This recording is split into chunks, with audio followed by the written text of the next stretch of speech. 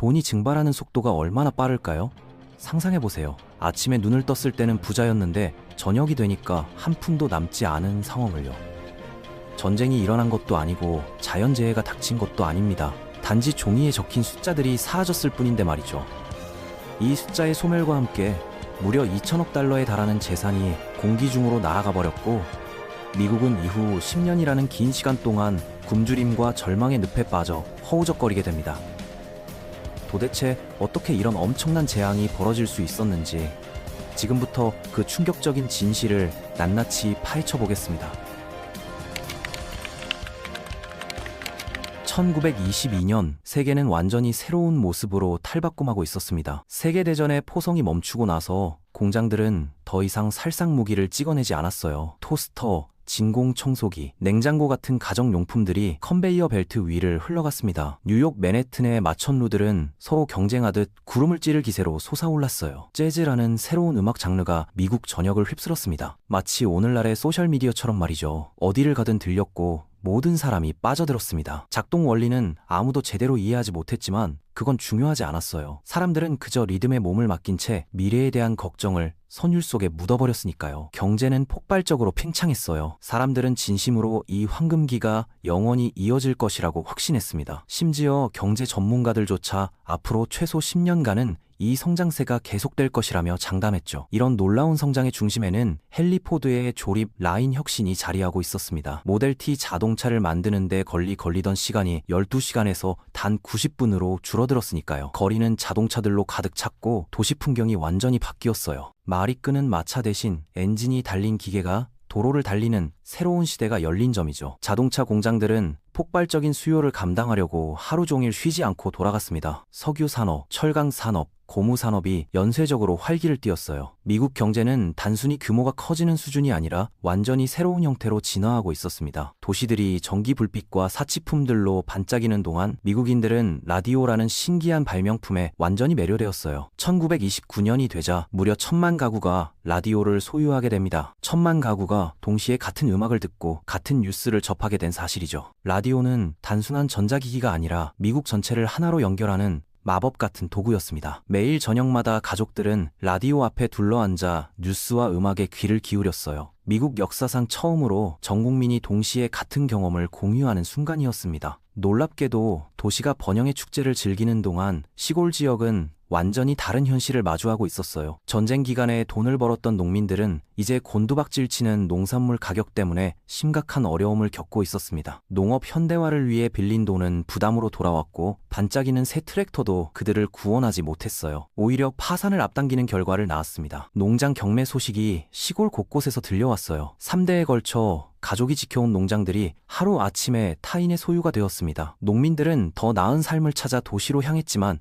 그곳에서 기다리고 있던 건 더욱 깊은 절망이었어요. 한편 도시 미국인들 사이에서는 감당할 수 없는 물건을 구매하는 게 새로운 트렌드가 되었습니다. 바로 지금 구매하고 나중에 지불하자는 개념이 등장한 점이죠.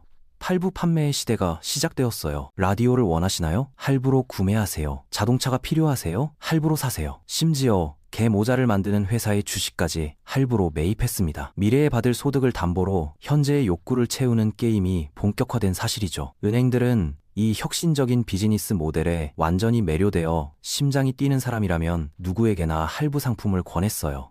이건 마치 2번 데이트하고 나서 당연히 결혼할 것이라고 가정하는 것과 같았습니다. 가계부채는 눈덩이처럼 불어났지만 아무도 걱정하지 않았어요. 내일은 오늘보다 더 부유할 테니까요. 이런 낙관적인 믿음이 사회 전체를 지배했습니다. 진짜 광기는 월스트리트에서 펼쳐지고 있었어요. 주식시장이 성인들을 위한 거대한 놀이터로 변모한 점이죠. 마진 거래라는 시스템이 있었는데 누구나 $10만 내고 $100 가치의 주식을 살 수 있었습니다. 나머지 $90는요? 걱정할 필요가 없었어요. 주식은 계속 오르기만 할 것이라고 모두가 믿었으니까요. 이 논리는 완벽해 보였습니다. 적어도 그 순간에는 말이죠. 심지어 이발사도 주식 투자에 대해 조언을 했어요. 내 말 믿어봐 친구. 공익사업 주식에 투자하면 돼. 나는 양말이든 주식이든 뭐든지 해서 큰 돈을 벌어봤다고? 하지만 당신은 여전히 이발소를 운영하고 있잖아요. 그래, 그렇지.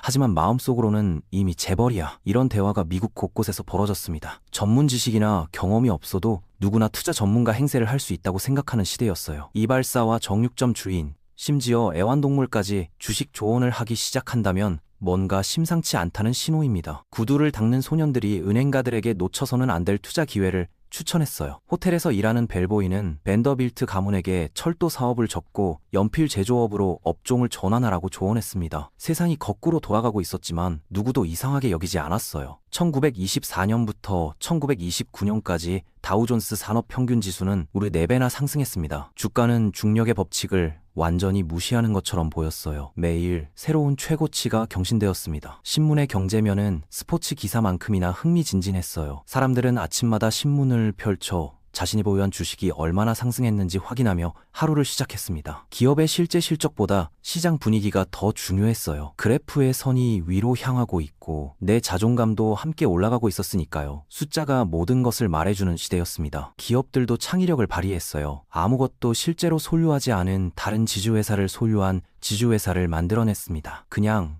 공허함이 여러 겹 쌓인 구조와 엄청난 양의 과장된 광고일 뿐이었어요. 반면 투자자들은 이런 복잡한 구조를 혁신적인 비즈니스 모델로 받아들였습니다. 이해할 수 없으니까 더욱 신비롭고 수익성이 높을 것이라고 믿었어요. 복잡함이 곧 전문성의 증거라고 생각하는 분위기였습니다. 몇몇 사람들은 경고 신호를 울리려고 애썼어요. 경제학자 로저 밥슨이 1929년에 경제 붕괴가 다가오고 있습니다 라고 경고했습니다. 그럼에도 축제 분위기 속에서 그의 목소리는 묻혀버렸어요. 월스트리트의 반응은 더 많은 주식을 매수하고 로저에게 수영장이나 즐기라고 말하는 것이었습니다. 재즈 밴드가 그의 경고를 덮으며 연주했고 하늘에서는 지폐가 피처럼 쏟아졌어요. 돈과 낙관주의의 홍수 속에서 그의 경고를 듣는 사람은 아무도 없었습니다. 경고는 파티를 방해하는 불청객일 뿐이었어요. 사람들은 귀를 막고 춤을 계속 추었습니다. 그 순간 샴페인과 재즈 음악 뒤에서는 균열이 생기기 시작했어요. 농촌의 부채가 급증했고 소비자 부채도 치솟았습니다. 은행들의 재무제표에는 회수 불가능한 대출이 쌓여갔어요. 경제는 절벽 끝에서 파티를 벌이고 있었고 바닥이 버텨낼 수 있는지 확인하는 사람은 아무도 없었습니다. 문제는 기업들이 실제 수요보다 훨씬 많은 제품을 생산했다는 점이죠. 창고는 팔리지 않는 상품으로 가득 찼지만 생산 라인은 멈추지 않았어요. 공급과 수요 사이의 불균형이 심각한 수준에 도달했습니다. 드디어 1929년 10월 29일이 찾아왔어요. 미국은 부자로 아침을 맞이했지만 빈털터리로 하루를 마감했습니다. 이날은 역사의 검은 화요일로 기록되었어요. 주식시장이 단순히 하락한 게 아니라 콘크리트 바닥을 뚫고 10m 깊이까지 추락했습니다. 다우지수가 폭락했고 티커 테이프에서는 마치 악마에 홀린 것처럼 빨간 숫자들이 끊임없이 쏟아져 나왔어요. 전화벨이 쉴 새 없이 울렸고 정장을 입은 사람들이 비명을 질렀습니다. 상인들은 기절했어요. 거래소 바닥은 마치 전쟁터 같았고 종이 조각들이 폭설처럼 허공을 날아다녔습니다. 한 남성은 심장마비를 일으켰는데 회복한 후 자신의 투자 포트폴리오를 확인하고는 또다시 심장마비를 일으켰다는 일화가 있어요. 바로 이것이 돈이 사라지는 속도였습니다. 약 145억 달러의 부가 사라졌어요. 완전히 증발했습니다. 인플레이션을 고려하면 2천억 달러를 넘는 금액이었어요. 모노폴리 게임 돈이 아니라 진짜 주택, 저축금, 대학 학자금이었습니다. 희망과 꿈도 함께 사라졌어요. 몇 시간 만에 미국인들의 미래가 다시 쓰여졌습니다. 은퇴 계획, 자녀 교육비, 새 집을 사려던 꿈이 모두 한순간에 무너져 내렸어요. 증권거래소 밖에는 군중들이 모여 침묵 속에 서 있었습니다. 어떤 이들은 손을 맞잡았고 어떤 이들은 눈물을 흘렸으며 어떤 이들은 그저 땅을 응시하며 경제 전체가 어떻게 신발끈에 걸려 넘어질 수 있었는지 이해하려고 애썼어요. 황금빛 1920년대는 그냥 끝난 게 아니었습니다. 모든 사람의 은퇴 자금을 짊어지고 절벽 아래로 떨어진 사실이죠. 그리고 이건 시작에 불과했어요. 거리에는 혼란에 빠진 사람들이 넘쳐났습니다. 몇 시간 전까지만 해도 부유했던 이들이 이제는 길거리에서 어떻게 살아남을지 모르는 상황에 처했어요. 이 충돌은 연쇄 반응을 일으켰습니다. 먼저 마진콜이 발생했어요. 호황기의 사람들은 빌린 돈으로 주식을 매수했는데 10달러를 내고 100달러 가치의 주식을 받았습니다. 멋진 아이디어처럼 보였죠. 시장이 폭락하고 중개인이 즉시 나머지 90달러를 요구할 때까지는요. 투자자들은 당황했지만 많은 사람들에게는 갚을 돈이 전혀 남아있지 않았어요. 하룻밤 사이에 종이 자산이 증발했습니다. 월요일에 부자였던 사람들이 목요일에는 파산자가 되었어요. 재산 목록에서 숫자들이 하나씩 지워져 나갔습니다. 여름 내내 마티니를 마시며 시간을 보냈던 은행원들은 이제 사무실에 앉아 마치 외계어로 쓰인 것 같은 재무제표를 멍하니 바라보고 있었어요. 숫자들이 전혀 이해되지 않았습니다. 그 다음은 은행들의 차례였어요.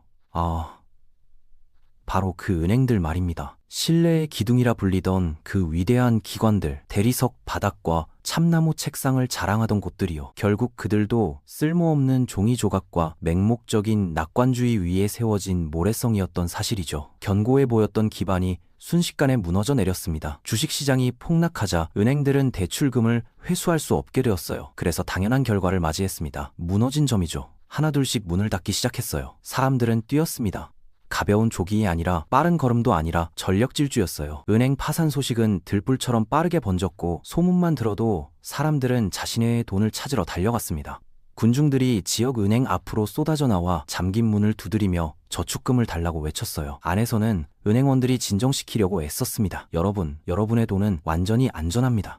사실은 그렇지 않았어요. 온 가족이 모든 것을 잃었습니다. 할아버지의 채권은 휴지조각이 되었고 마가렛 이모의 저축금은 사라졌어요. 평생 모은 돈이 하루아침에 증발했습니다. 어린 티미의 돼지 저금통만 여전히 가득 차 있었는데 그건 아무도 그에게 이제 집안에서 제일 부자가 되었다고 진심으로 말해주지 못했기 때문이었어요. 재앙은 미국의 국경선에서 멈추지 않았습니다. 공황에 빠진 미국 은행들이 해외 대출을 회수하기 시작했으니까요. 1차 세계대전 이후 이미 긴밀하게 연결되어 있던 유럽 경제가 믹서기에 들어갔어요. 독일의 취약한 경제 회복이 무너졌고 영국도 심하게 흔들렸습니다. 한때 번영의 생명선이었던 세계 무역이 불과 3년 만에 절반으로 줄어들었어요. 전 세계가 함께 추락했습니다. 각국 정부는 자국 경제를 보호하려고 관세 장벽을 쌓았지만 이는 상황을 더욱 악화시켰어요. 국제협력 대신 고립주의가 세계를 지배하게 되었습니다. 놀랍게도 공황 중에도 부정은 계속되었어요. 신문들은 긍정적인 헤드라인을 뽑아냈습니다. 투자자들의 수익 실현으로 인한 시장 조정 중.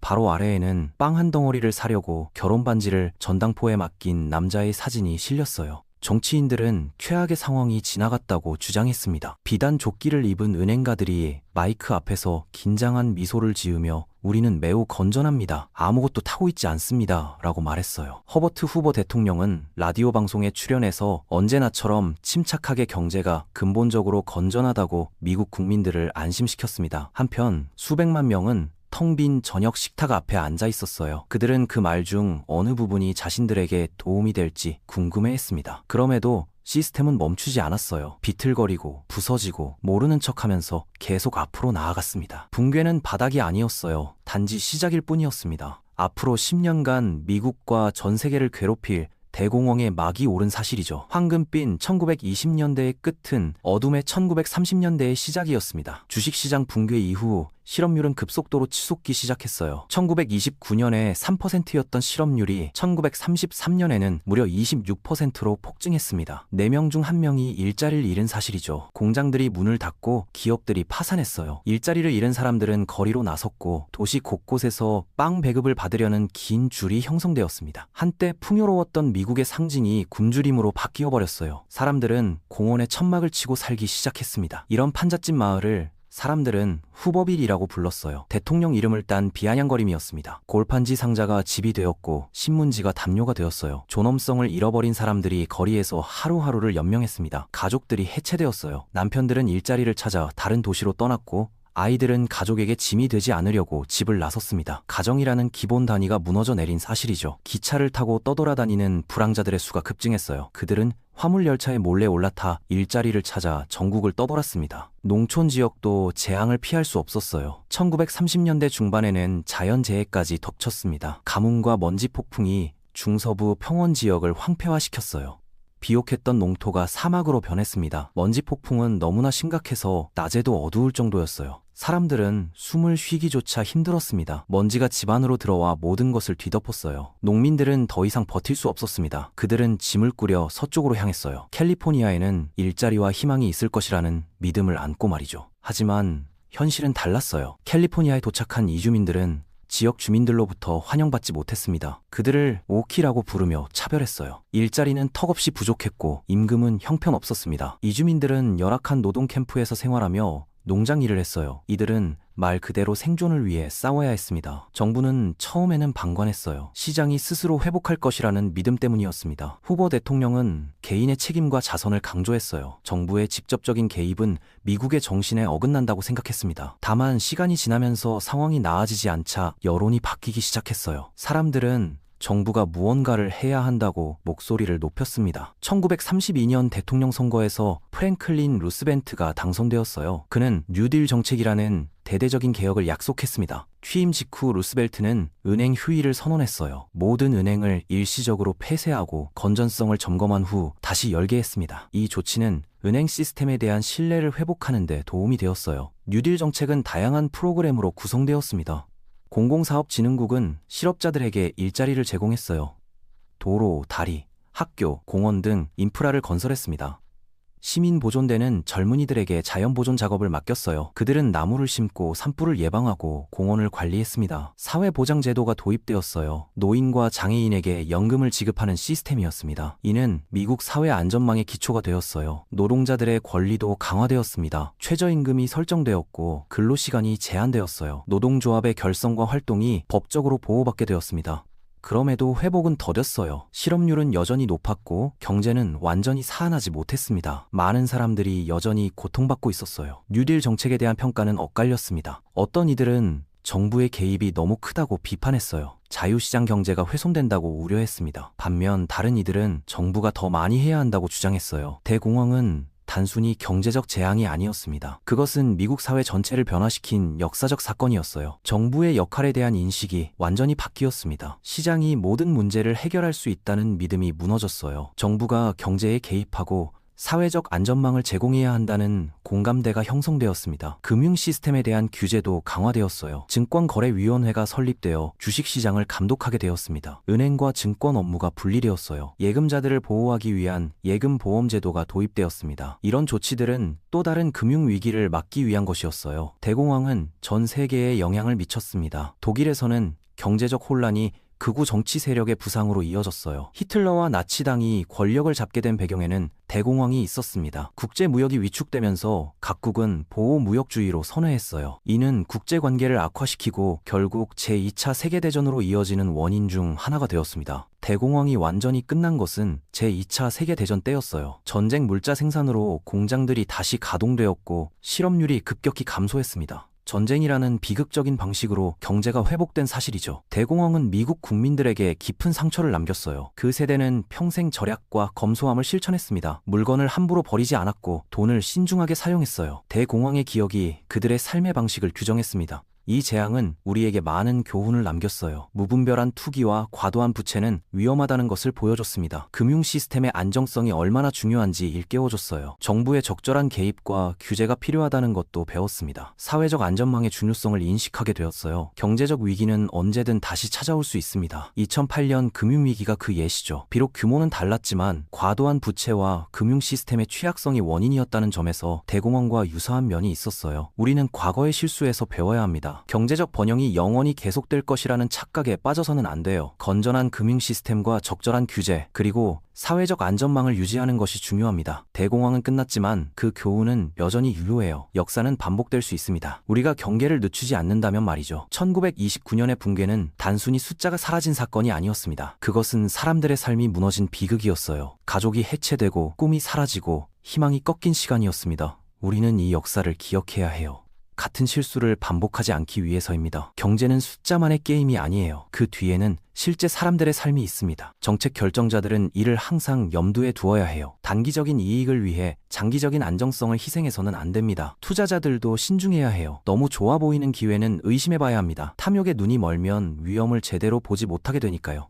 분산 투자와 리스크 관리가 중요합니다. 한 곳에 모든 것을 걸어서는 안 돼요. 개인들도 재정 관리를 철저히 해야 합니다. 과도한 부채는 피해야 해요. 비상 상황을 대비한 저축도 필요합니다. 경제 위기는 예고 없이 찾아올 수 있으니까요. 교육도 중요해요. 경제와 금융에 대한 기본적인 이해가 있어야 합니다. 그래야 현명한 결정을 내릴 수 있어요. 대공황은 인간의 탐욕과 맹목적 낙관주의가 만들어낸 재앙이었습니다. 하지만 동시에 인간의 회복력과 협력의 힘도 보여줬어요. 어려운 시기를 함께 극복하며 더 강한 사회를 만들어갔습니다. 우리는 과거를 돌아보며 미래를 준비해야 해요. 역사의 교훈을 가슴에 새기고 더 나은 경제 시스템을 만들어가야 합니다. 안정성과 공정성, 그리고 모든 사람을 위한 기회가 보장되는 경제 말이죠. 1929년에 검은 화요일은 끝났지만 그날이 남긴 메시지는 여전히 울려 퍼지고 있습니다. 우리가 귀 기울인다면 그 메시지는 우리를 더 현명하고 준비된 사회로 이끌 거예요. 과거의 실수를 반복하지 않는 것, 그것이 우리가 역사로부터 배워야 할 가장 중요한 교훈입니다.